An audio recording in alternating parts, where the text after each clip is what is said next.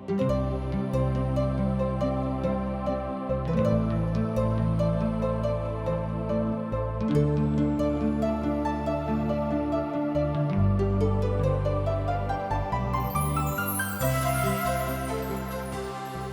सब TWR द्वारा प्रस्तुत कार्यक्रम जिंदगी की राह देख रहल बनी। ई एगो सोचल विचारल ढंग से बाइबल की किताबन का अध्ययन हवे। ए कार्यक्रम का उद्देश्य है कि लोग जगत के बनावे वाला परमेश्वर की उद्देश्य के जाने, जेवना से उनकरी इच्छा के अनुसार चल सकें। परमेश्वर के लोगन के रूप में हमके आपको और आपकी परिवार का चिंता बा, और हम आप सबके आध्यात्मिक रूप से आगे बढ़े में मार्गदर्शन करतनी। कृपा करके हमारे कार्यक्रम देखी और सुनी, ताकि परमेश्वर आपकी जिंदगी में अथाह आशीष भर देस। प्रिय श्रोता, याद राखी हम जौना विषय में चर्चा करे जा रहल बानी, जौन की निर्जय प्रदेश से होके आइल बा। ओ पीढ़ी में बहुत ही लइका बच्चा रहन सा। जब ओनी के यात्रा शुरू कैले सा, कुछ तो स्कूल जाए के जोग रहे लोग, कुछ उच्च विद्यालय में पढ़े के जोग रहन लोग, और कुछ अबही पैदा भइल रहे लोग। परमेश्वर ए पीढ़ी के प्रतिज्ञा वाला देश में घुसे खातिर तैयार कर रहल बने। रोआ याद होई जौन इसराइली सब के श्राप देवे खातिर बिलाम के भाड़ा में ले आवे खातिर मोआबी सब से मिल गए लोग, और एकरा बाद इसराइली लोग के मूर्ति पूजा और बेविचार या लपमंडता के कारण बनौले।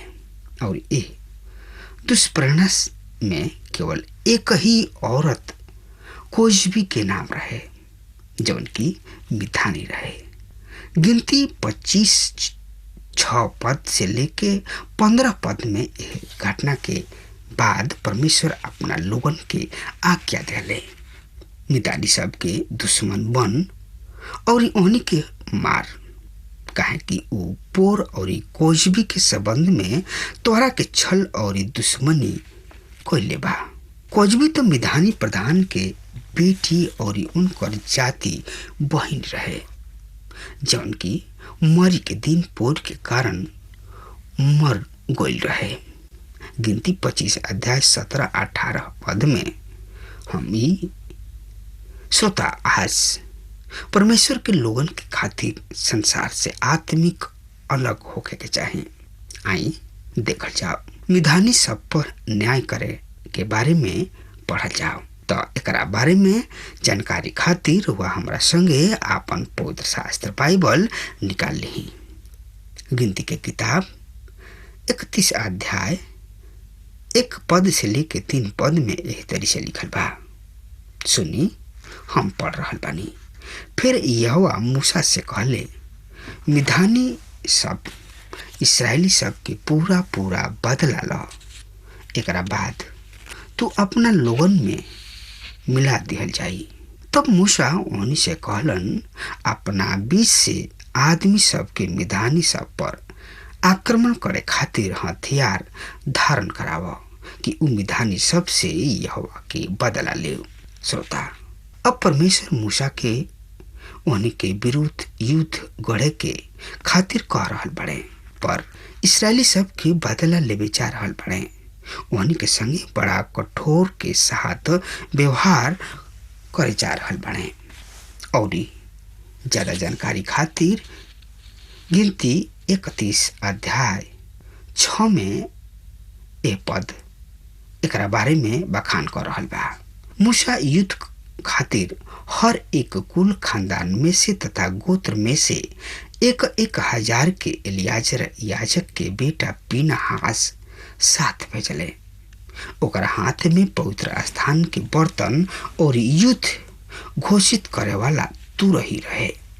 श्रोता, मूसा 12,000 आदमी सब के युद्ध खातिर भेजले। हर एक गोत्र में से 1,000 पवित्र बर्तन में सजाए वाला चीज इस सब के साथ ले जाए के दर्शावेला। ई एगो आत्मिक युद्ध संग्राम है। आई फिर आपन पवित्र शास्त्र बाइबल से देखल जाओ यहोवा मूसा से का कह रहल बाड़े। त एकरा बारे में जानकारी खातिर गिनती के किताब 31 अध्याय के 7 और 8 पद में एह तरह से लिखल बा। यहोवा मूसा के जवन आज्ञा देले रहन उ ठीक ओकरे अनुसार मिधानी सब से युद्ध क के सब पुरुषन के घात कइलन। उ घात कइल गइल लोगन के साथ मिधान के राजा सब के अर्थात एवी, रेकेम, सूर, हुर और रेबा नाम मिधान के 5 राजा सब के भी मार डाले।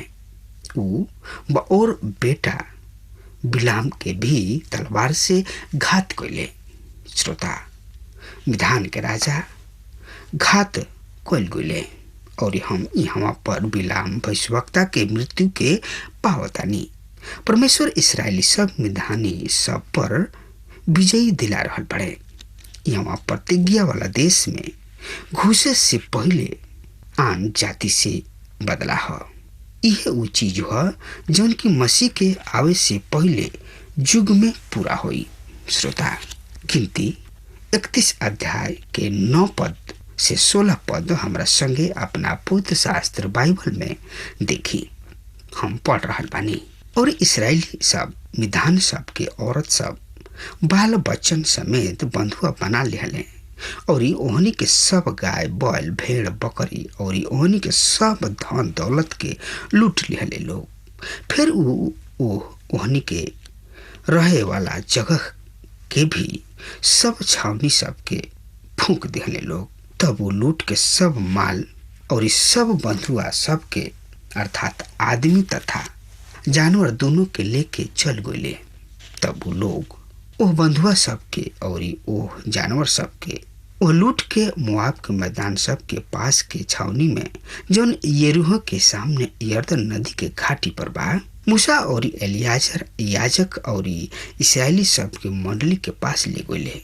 तब मूसा और एलियाजर याजक और मंडली के सब अगुआ ओहनी से मिले खातिर छावनी से बहरी अइले और मूसा वो अधिकारी और सैनिक अधिकारी सब से खिसियले जौन की युद्ध करे के लौटल रहन। और मूसा ओहनी से कहलन का तोहनी के लोग औरत सब के जिंदा छोड़ दिहला। देख, बिलाम के संपत्ति से पोर के बारे में इहे कहले रहले जौना से यहोवा के मंडली में महामारी फैल गई रहे। श्रोता, परमेश्वर ओहनी के भयंकर विजय दियौले। उ एगो आदमी ना खोजले। वहाँ इस्राएली के वचन के साथ एगो बड़ समस्या रहे। परमेश्वर ओहनी के एक ही रात में मिस्र से निकलले रहन, लेकिन ओहनी के बीच में से मिस्र के निकाले में परमेश्वर 40 साल लागल। और अब भी ओहनी के बिलाम राजा के संपत्ति से मिधानी सब के द्वारा मूर्ति पूजा में धोखा दिहला के बाद अभी भी वो मिधानी औरत सब के अपना पड़ाव में तथा अपना डेरा में ले गए। ये समस्या बा संसारिक लोभ के संगे। हमने के इस संसार में होखल गलत नहीं है। इहे है जहाँ परमेश्वर ओहनी के नियुक्त कैले। श्रोता, आई और ज्यादा जानकारी खातिर रउआ हमारा संगे आपन पवित्र शास्त्र बाइबल निकाल ली। गिनती की किताब 31 अध्याय 17 पद से लेके 31 पद में यह तरी से लिखल बा।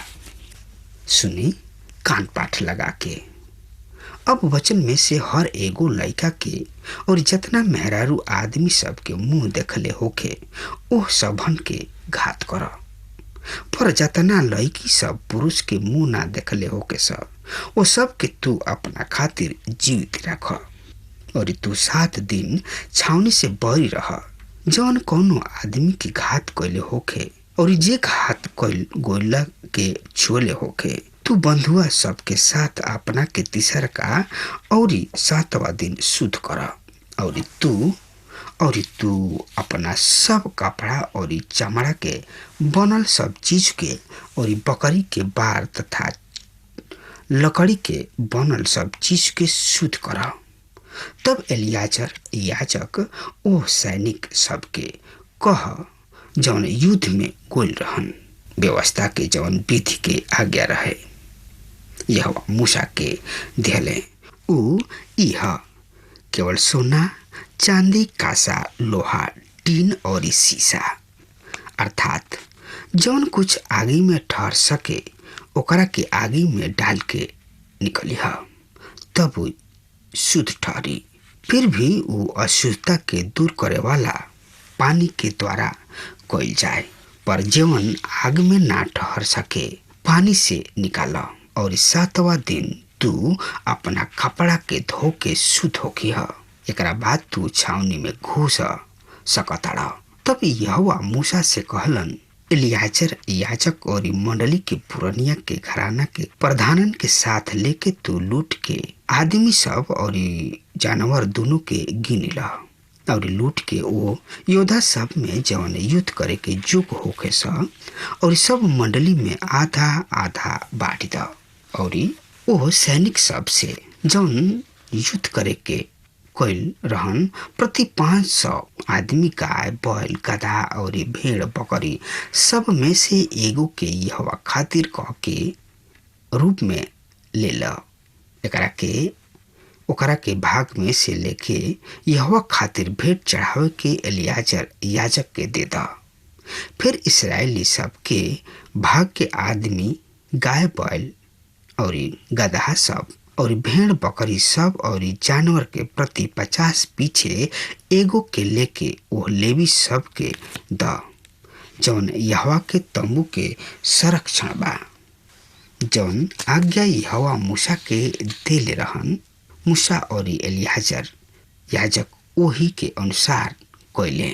श्रोता, ये अध्याय के महत्वपूर्ण शिक्षा है कि इस संसार में आत्मिक अलगाव के खातिर आह्वान है। रुआ कहाँ चल रहल बानी? का रुआ अंजोर में चल रहल बानी या परमेश्वर के वचन के अंजोर में? का रुआ मसीह के संगति में बानी? यह एगो महत्वपूर्ण बात बा परमेश्वर के वचन के लोगन के खातिर। श्रोता, आई अब देखल जाओ गिनती के किताब 32 अध्याय के ई अध्याय हमने के अधूरा दिल वाला गोत्र के बारे में बतावेला। रूबेन गाद और मनसे के आधा गोत्र यर्दन नदी के गलत किनारा जमीन के मांग अइले। एकरा घटना में हमनी खातिर बहुत अधिक शिक्षा जैसे कि हम यर्दन नदी के मसीह के मृत्यु और पुनरुत्थान के चिन्ह के रूप में जानता नहीं। तरुआ हमारा संगे आपन पवित्र शास्त्र बाइबल निकाल ली। गिनती के किताब 32 अध्याय 1 पद से लेके 9 पद रुआ हमरा संगे अपना पवित्र शास्त्र बाइबल में देखी। ए तरह से लिखल बा, रूबेनी सब और गदियन के पास बहुत ही पालतू जानवर रहन। जब वो याजेर और गिलाद के देशन के देखले कि वो मवेशी सब के खातिर सचमुच उपयुक्त बात गादी सब और रूबेनियन और मूसा इलियाजर याजक तथा मंडली के अगुआ सब के पास आके कहले अतारोत दिबोन आजेर निमरा हिस्बोन एलाले एल आले सबाम नबो और अबोन नगरन के देश जौना पर यहोवा इस्राएली मंडली के विजय दियोले ऊ पशुअन के खातिर उपयुक्त बा और तोहरा दास के पास पशु बा। फिर ऊ कहले यदि तोहार अनुग्रह हमरा पर होके त ऊ देश तोहरा दासन के नीच जमीन होके खातिर दे दिहल जाए। हम यर्दन पार ना ले चला। पर मूसा गादी सब और रूबेनी सब से कहले जब तोहार भाई युद्ध करे खातिर जइहे तब का तू यहाँ में ठहरल रहब? तू इस्राएली सब के पार होके वो देश में जाए से काहे निरुत्साहित कर रहल बाणे? जौना से यहोवा के कादेश बरने से ओह देश के देखे खातिर भेजले तब ऊ भी ऐसा ही कैले रहन। काहे कि जब ऊ अस्कलेल के घाटी तक जाके वो देश के देखले त ऊ इस्राएली सब के निरुत्साहित कर दिहले जौना से ऊ देश में ना गुले। जना से परमेश्वर ओहनी के दिले रहन। यही से परमेश्वर के कोप वो दिन ओह पर भड़क उठल और उ शपथ खैले 20 बरिस या ओकरा से अधिक उम्र के जतना आदमी मिस्र से निकलले ओहनी में से एक भी ओ देश में ना देखले जौना के देवे के शपथ हम इब्राहिम इसहाक और याकूब से कोयले रहन, काहे कि उ हमरा पीछे पूरा रीति से ना चलेलन। केवल यपुने कनजी के बेटा कालेब और नून के बेटा यहोशू उनका के देखी हैं, काहे कि उ हमनी के पीछे पूरा रीति से हो लेले। यहोवा की कोप इस्राएल सब पर भड़कल और उ ओहनी के जंगल में 40 बरिस तक भटकौले, जब तक कि वह पीढ़ी के सब लोगन के अंत ना हो गइल। ई यहोवा के नजर में बुरा कोयले रहन। अब देख, तू वो पापी आदमी सब के संतान होखे अपना पुरनिया सब के स्थान पर उठ खड़ा भइले स कि इसराइली सब के विरुद्ध यहोवा के भड़कल क्रोध के और भी भड़कावा। यदि तू ओकरा पीछे चले से फिर जात वो फिर वो जंगल में छोड़ दी और तू ये सब लोगन के नाश करा देव। श्रोता, मूसा उनकरा निवेदन पर परेशान बाणे। उ सब कुछ साफ तौर से बता रहल बाणे। लोगन के निरुत्साह होखल जब वो आदमी सब के वृतांत सुनले, जबकि लगभग 25 बरिस जमीन के भेद ले रहन। श्रोता, याद राखी, ई नया पीढ़ी है जौना के मूसा बात कर रहल बा। मूसा के डर बा कि ई नया पीढ़ी अपना पुरनिया सबके गलती के दोहराई हैं। रउआ खूब बढ़िया तरी मूसा के डर के यहाँ समझ सकतानी। वो भयानक निर्जन प्रदेश में 40 बरिस के कठोर शारीरिक क्लेश सब और निरुत्साह के सह के बाद प्रतिज्ञा के देश में प्रवेश करे में दोबारा असफल होखला के चिंता बहुत ही खतरा जान पड़ता। तरौआ और ज्यादा जानकारी खातिर हमरा संगे पढ़ी गिनती के किताब 31 अध्याय 16 पद से लेके 19 पद में एक तरह से लिखल बा। तब उनका किने आके कहलन, हम यहाँ अपना पशुओं तथा मवेशियन के खातिर बाड़ा बनाई और अपना बचन खातिर नगर बनाई, पर हम इसराइली सब के आगे आगे हथियार धारण करके तब तक चली हैं जब तक कि वो ओहनी के नगर में ना पहुंचाए दे, जब तक कि हमार बच्चा ए देश के निवासी सब के कारण दृढ़ गढ़ वाला नगरन में ही रही हैं, जब तक कि हर एगो इसराइली अपना अपना हिस्सा के अधिकारी ना हो जाए, तब तक हम अपना घरन के ना लौटी हैं। काहे कि हम उनका साथे यर्दन पार कहीं आगे आपन भाग ना दिली हैं, काहे कि हम आपन भाग यर्दन के यही पार पूरब के ओर मिल चुकल बा। श्रोता, उ प्रस्ताव रखले अपन हथियार धारण कईल आदमी सबके प्रतिज्ञा वाला देश के अधिकार में लेवे के खातिर अन्य 950 गोत सबके सहायता के खातिर भेजले। यही आधार पर मूसा ओहनी के यर्दन के पूर्व किनारा पर बसे खातिर सहमत होता तणे। उ न केवल ई करे खातिर बाणे, बल्कि हम यहोशू 12 और 16 अध्याय पाइना कि उ आपन प्रतिज्ञा बढ़िया तरी निभौले। मूसा ओहनी के चेतौले रहन। त श्रोता, रुआ हमरा संगे पढ़ी गिनती की किताब 32 अध्याय 27 पद में एह तरह से लिखल बा, यदि तू ऐसा ना कर त देख, तू यहोवा के सामने पापी ठहरब और तोहरे पाप लागी। तू अपना बाल बचन के खातिर नगर और अपना भेड़ बकरी सब के खातिर भेड़शाला सब बनाव, पर जौना बात के प्रतिज्ञा कैले बाड़ा उहे कर। तब गादी सब और रूपेनी सब मूसा से कहले, हम तोहार दास अपना स्वामी के आज्ञा के अनुसार करब। हमार छोट बाचा, हमार मेहरारू भेड़ बकरी सब और हमार सब पशु इहे गिलाद के यर्दन में रही हैं, पर हम तो तुहार दास हई। हमने में से जितना हथियार बंद बा अपना स्वामी के आज्ञा अनुसार यहोवा के सामने युद्ध के खातिर पार जई हैं। श्रोता, ए तरी से व्याख्या कइल जाता तुहार पाप ढूंढ लिहल जाई। दूसरा शब्द में यदि रुआ पाप करब, रुआ छुप नहीं सकत, रुआ के ढूंढ तथा खोज लिहल जाई। श्रोता, जैसन बोअब वैसने काटब। बोअब बबूर तो अनार कहवा से मिली। यही से रुआ अनार बोई, बबूर मत बोई। जो मन रुआ बोअब उहे रुआ काटब, और जैसन रुआ करब कमाई वैसने रुआ आगे आगे आई। बुझा गइल? ऐसे हरदम बढ़िया चीज के बोई, बढ़िया चीज के काटी। श्रोता, अब हमार समय खत्म हो रहा बा, तब तक खातिर रुआ हमरा के आज्ञा देही। परमेश्वर रुआ सबके आशीष प्रदान करस। आमीन। हमके विश्वास बा कि ई कार्यक्रम आप सब खातिर फायदेमंद सिद्ध भइल हुई। हम चाहतनी कि आप सब अपन अपन आशीष हमरों से बांटी। अगर आप सबके लगे बाइबल से चाहे आपकी निजी जिंदगी से कोनो सवाल होके, चाहे कोनो समस्या खातिर प्रार्थना करावे चाहतनी, तो हमारी फोन नंबर पर जरूर संपर्क करें।